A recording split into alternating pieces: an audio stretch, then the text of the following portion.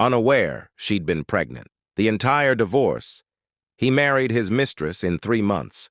Then his ex-wife walked in with 3 crying babies and documents that made the bride faint. Margaret Sullivan signed her divorce papers with tears streaming down her face, never knowing she'd been pregnant the entire time, carrying not 1, but 3 of the babies her husband swore she could never give him. 3 months later, James Sullivan married his mistress in a ceremony dripping with champagne and stolen diamonds. But when Margaret walked through those church doors, exhausted, broke, with 3 screaming newborns strapped to her chest and a folder of documents clutched in her shaking hands, the bride took one look at what was inside and collapsed to the marble floor. Because those papers didn't just prove the babies were his. They proved he'd committed a crime to marry her. So what did those documents reveal that was so devastating it made a bride faint at her own wedding? What had Margaret discovered during her pregnancy that would destroy not just James's new marriage, but his entire life? And when a man realizes the barren wife he divorced in 3 months was carrying his triplets all along, while he was stealing everything she had left, what does he lose that he can never get back? The courtroom had smelled like old wood and broken promises. Margaret sat in the back row, hands folded in her lap, watching her marriage end with the cold efficiency of a business transaction. Her lawyer, a public defender who barely knew her name, shuffled papers without looking up. Across the aisle, James sat straight-backed in his expensive suit, jaw tight, eyes fixed on the judge. He hadn't looked at her once, not when they arrived, not when the proceedings began, not when his lawyer stood and called her medically incapable of fulfilling the primary purpose of matrimony. Those words hung in the air like poison. The judge frowned but said nothing. Margaret's hands trembled. She wanted to scream. She wanted to tell them all that she'd tried. God, how she'd tried. 5 years of doctors, 5 years of tests and needles and hope that bled out month after month. 5 years of James sighing when she cried, looking away when she reached for him, spending longer hours at campaign offices where women like Vanessa Price laughed at his jokes and didn't carry the weight of failure in their eyes. The lawyer continued. Her father had died 3 days ago. Heart attack. Sudden. Margaret hadn't even planned the funeral yet. She could barely breathe through the grief, but James had filed anyway. His lawyer cited irreconcilable differences and the petitioner's inability to produce heirs necessary for Mr. Sullivan's public life and legacy. Heirs. As if she were livestock. As if 8 years of love and sacrifice and standing beside him through every campaign rally and donor dinner meant nothing because her body wouldn't cooperate. The judge asked if she contested the terms. Margaret opened her mouth. But what came out wasn't words, just a sob, small, broken, the kind that comes from somewhere so deep you didn't know it existed. Her lawyer touched her arm. Mrs. Sullivan? She shook her head. What was the point? James had already moved on. Everyone knew about Vanessa. The beautiful campaign manager with the sharp smile and the way she touched his shoulder just a little too long. Margaret had pretended not to notice, had told herself she was imagining things, but now, sitting in this courtroom, watching him sign papers that erased her like she'd never existed, she knew. He'd been gone long before the divorce. No, Your Honor, she whispered. I don't contest. The gavel fell. It sounded like a gunshot. James stood, shook his lawyer's hand, and walked out without a single glance back.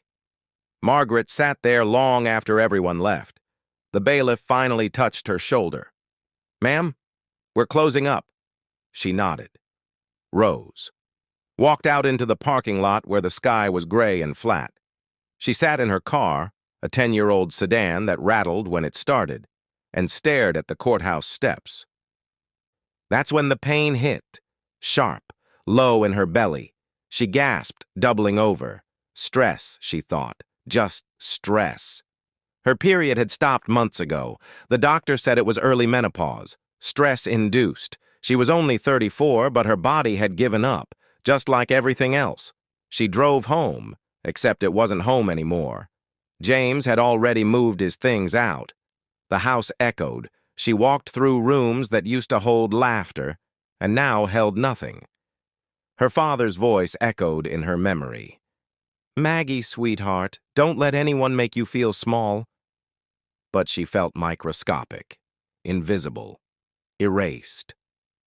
That night she stood in the bathroom staring at the pill bottles. She didn't remember deciding, didn't remember opening them, just the feeling of wanting the pain to stop. She swallowed them dry, lay down on the cold tile, and waited for the quiet. But the quiet never came. Instead, sirens, pounding, voices shouting her name, hands lifting her, bright lights, a paramedic's face swimming into view. "Ma'am, stay with me, stay with me." Then words that didn't make sense. "She's pregnant?" Margaret's eyes flew open. "What?" "About 8 weeks. Multiples, I think. We need to get her in now." Pregnant. The word ricocheted through her skull. Impossible. The doctors said, James said, everyone said. But the ultrasound didn't lie. 3 heartbeats, 3 tiny miracles flickering on a screen. The ER doctor stared, eyes wide. "Triplets, spontaneous conception. Given your medical history, this is extraordinary." Margaret couldn't speak, couldn't breathe, because the entire divorce, every cruel word, every document, every legal claim that she was barren had been a lie. She'd been pregnant the whole time, carrying his children while he called her broken, while he filed papers, while he moved on to someone else. And he had no idea. Margaret left the hospital with 3 pieces of paper that changed everything. Ultrasound images, 3 bean-shaped shadows with heartbeats that proved she wasn't broken after all. But she didn't call James, didn't text, didn't show up at his campaign office with proof that every word of the divorce had been built on a lie. Because something had shifted inside her during those moments on the bathroom floor. She'd touched death, felt its cold fingers. And what pulled her back wasn't the thought of James or vindication or proving anyone wrong. It was those 3 heartbeats. They needed her. And for the first time in years, Margaret needed herself more than she needed him to see the truth. So she disappeared. She sold her wedding ring at a pawn shop for $1,200. The man behind the counter barely looked at it. "Best I can do?" She took the cash, bought a used car that smelled like cigarettes and had a crack across the windshield. She packed 1 suitcase, left everything else behind. The house, the memories, the woman she used to be. She drove west with no destination, just away. Away from the courthouse. Away from James's voice in her head. Away from the suffocating weight of failure that had crushed her for 5 years. She slept in Walmart parking lots. Rationed protein bars and water bottles. Stole prenatal vitamins from a CVS when the money ran low, hands shaking as she slipped them into her pocket, heart hammering with shame. But shame was a luxury she couldn't afford anymore. Her phone buzzed constantly, her brother David calling to check on her, really calling to ask when she'd sign over their father's estate. James's lawyer, demanding she vacate the house. Creditors circling like vultures. She blocked them all. At night, parked under flickering streetlights with her hands on her growing belly, she whispered to the babies, "I don't know how we're going to make it. I don't know where we're going, but I promise you, I will not let them erase us." By the 3rd month, her body was changing in ways she couldn't hide. Her belly swelled, her face softened. Strangers smiled at her in gas station bathrooms. How far along? 7 months, she lied. She was only 5. But triplets made her look further along, made her look like she was running out of time. Which she was. Her ankles swelled, her vision blurred. She knew something was wrong, but couldn't risk a hospital. Hospitals meant records. Records meant James could find her. And if he found her, if he knew about the babies, she couldn't predict what he'd do. Claim them? Fight for custody out of spite? Use them as political props? She'd rather die than let him turn her children into campaign photo opportunities. But her body had other plans. It happened on a Tuesday. She'd pulled into a gas station outside Amarillo, dizzy, the world tilting sideways. She stumbled to the bathroom, locked the door, and collapsed against the sink. The pain came in waves, sharp, ripping, wrong. She looked down. Water pooled at her feet. No, no, no, no, too early. Only 7 months. They weren't ready. She wasn't ready. "Help!" she gasped, but her voice was barely a whisper. The fluorescent lights buzzed overhead like flies. She slid to the floor, blood mixed with water. Her vision tunneled. "This is it," she thought. "I'm going to die here, on a gas station bathroom floor, alone, and my babies." A fist pounded on the door. "Ma'am, you okay in there?" Then sirens, voices, hands lifting her. "We've got triplets in distress. BP's crashing. Get her to County Memorial now." The world went black. When Margaret woke, the first thing she heard was beeping. Steady, rhythmic. Machines keeping time with hearts that weren't hers. A nurse sat beside her bed, brown skin, kind eyes, a face that looked like it had seen every kind of pain and still chose gentleness. "Your babies are alive," the nurse said softly. Her name tag read, Rosa. 2 boys, 1 girl, 2 pounds each. They're in the NICU. They'll need to stay for at least 6 weeks, maybe longer. Margaret tried to speak. Her throat was raw. "I can't," she croaked. "I can't pay for this." Rosa's expression didn't change. "We'll figure it out. But first you need to call someone. Family, the father. Someone." Margaret stared at the ceiling. Call James? The man who'd divorced her for being barren? The man who was probably already engaged to Vanessa, planning a future that didn't include the wife he'd thrown away? Call David? Her brother who'd testified in court that she was emotionally unstable to curry favor with James for a business deal? She had no one. "There's no one," Margaret whispered. The words tasted like ash. Rosa was quiet for a long moment. Then she pulled her chair closer. "Then I'll help you," she said simply. "But you have to promise me something." "What?" "That you'll fight." "Not just for them." She nodded toward the hallway where the NICU hummed with the sound of tiny lives clinging to existence. "For yourself." Margaret's eyes filled. She nodded. Rosa squeezed her hand. What Rosa didn't know, what Margaret didn't know, was that someone else had been looking for her. Someone who'd hired private investigators the moment Margaret vanished. Someone who carried guilt like a stone in her chest. 3 days later, Patricia Sullivan walked into the NICU. James's mother moved like a woman used to command. Silk scarf, pearls, heels that clicked on linoleum with authority.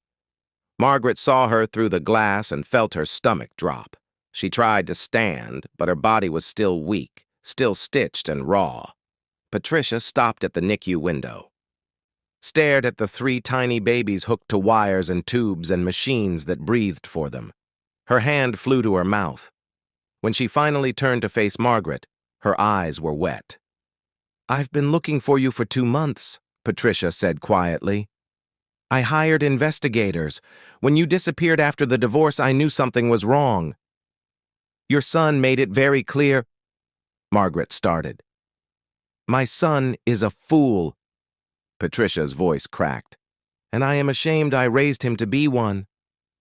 She sat down beside Margaret's bed, opened her purse, pulled out a folder. "I need to show you something. Something James doesn't know I found." Inside were financial documents, bank transfers, forged signatures, all bearing Margaret's name. Margaret's hands shook as she read. Her father's estate, the life insurance policy he'd left her. $2.3 million meant to secure her future. Gone, transferred into James Sullivan's Senate campaign fund. Signature after signature. Her name, her writing, except she'd never signed them. "He stole from you," Patricia whispered, "and Vanessa's father helped him do it. They forged your power of attorney 3 days after your father died, before probate cleared, before you even knew what you'd inherited." The room spun. Margaret's father had died believing he'd left her taken care of, had died whispering, "You'll be okay now, Maggie. You'll be safe." But there was no safety. Just theft. Just men who saw her grief as opportunity. "Why are you telling me this?" Margaret breathed. Patricia's eyes were steel wrapped in sorrow. "Because I want you to destroy him." She pulled out another envelope, thicker. "I've been documenting everything. His affair with Vanessa, the embezzlement, the lies he told the court about your fertility." She paused, handed Margaret a small recording device. "And this. I wore a wire to last week's family dinner. He laughed about you, Margaret, called you a bullet dodged, said marrying Vanessa was upgrading." Margaret pressed play.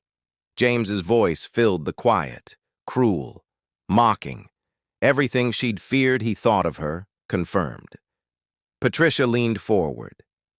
"He's getting married in 3 months, St. Andrew's Church, big society wedding, press invited. He wants it to look like a fairy tale." Her voice hardened. "I want you to turn it into his nightmare." Margaret looked at the babies through the glass. Nathaniel, Samuel, Grace. She'd named them in the moments after birth, ban-conscious but certain. They deserved to know their grandfather's name, deserved the inheritance stolen from them, deserved a mother who didn't just survive, but fought. "What do I need to do?" Margaret asked. Patricia smiled. It wasn't warm.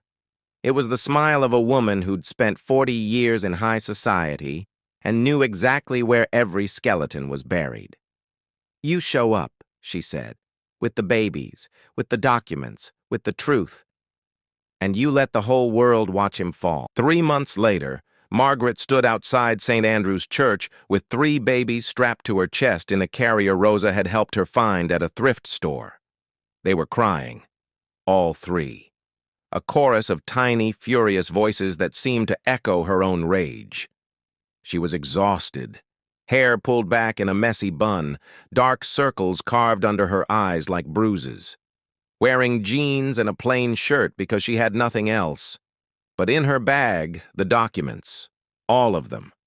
Paternity tests showing James was the father.